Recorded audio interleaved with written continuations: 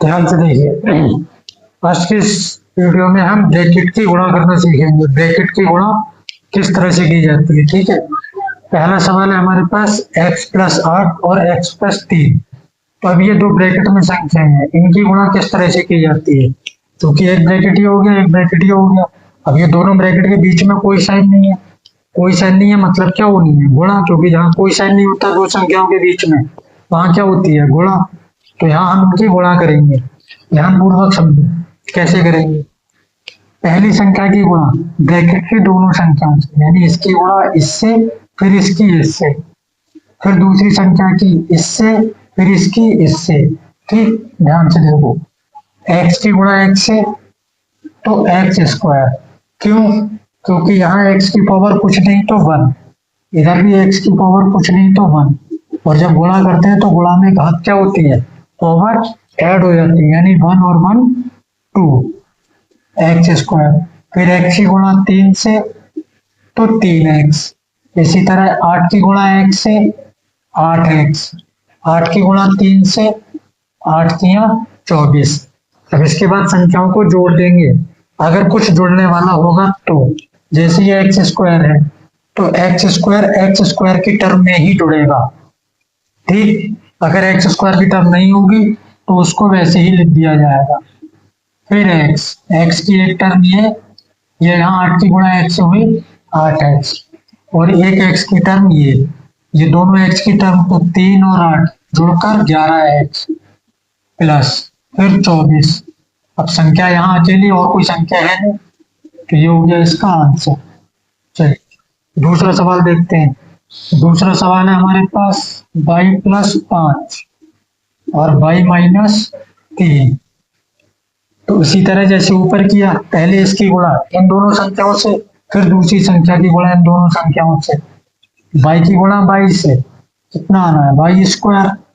y की गुणा 3 से माइनस का 3y। माइनस क्यों? क्योंकि ये प्लस ये माइनस, तो प्लस माइनस माइनस होता है। 5 की गुणा y से 5y। फिर 5 की गुणा 3 से, ये प्लस माइनस माइनस, 5 तिया 15। y² यहाँ अकेला तो ऐसे ही रहेगा, माइनस का 3y प्लस के 5y। ये दोनों y है तो या तो जुड़ेंगे या घटेंगे। अब क्या होगा उसके लिए चिन्ह देखो, ये माइनस ये प्लस। एक माइनस एक प्लस क्या होता है, घटता है। अगर दोनों माइनस होते जुड़ जाते पर साइन माइनस आता, दोनों प्लस होते जुड़ जाते साइन प्लस आता। पर एक माइनस एक प्लस घटेगा।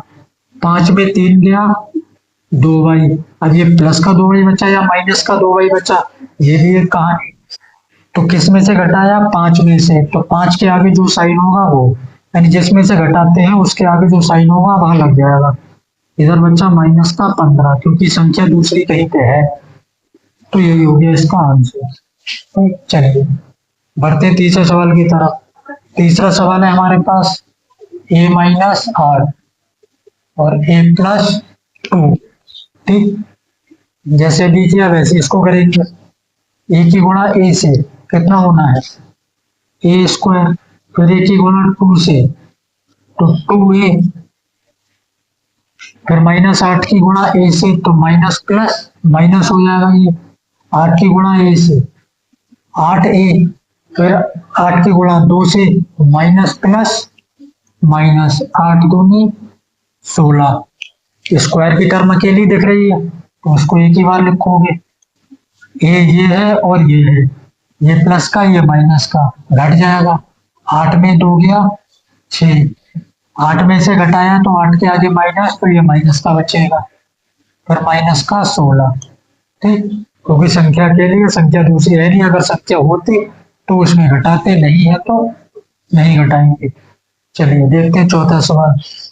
चौथा सवाल है हमारे पास b-3 और b+5। और इसमें भी वही चीज, पहले संख्या की दोनों संख्याओं से गुणा, फिर दूसरी संख्याओं की दूसरी दोनों संख्याओं से गुणा। b की गुणा b से b²। b की गुणा 5 से 5b। -3 की गुणा b से माइनस का 3b। फिर 3 की गुणा 5 से, पर पहले माइनस प्लस माइनस, यहाँ भी माइनस प्लस माइनस हुआ था, ठीक। 3 पंजे 15। अब ये बी स्क्वायर अकेला, तो इसको ऐसे लिखोगे 5 बी प्लस का 3 बी माइनस का, 1 प्लस 1 माइनस घटना है, 5 में से 3 गया, 2 बी किस में से घटाया, 5 में से घटाया, तो 5 प्लस का, तो ये प्लस का बचेगा, माइनस का 15। ठीक, ये भी हो गया। चलिए अब एक सवाल है आपके सामने, x प्लस 5 x माइनस 6।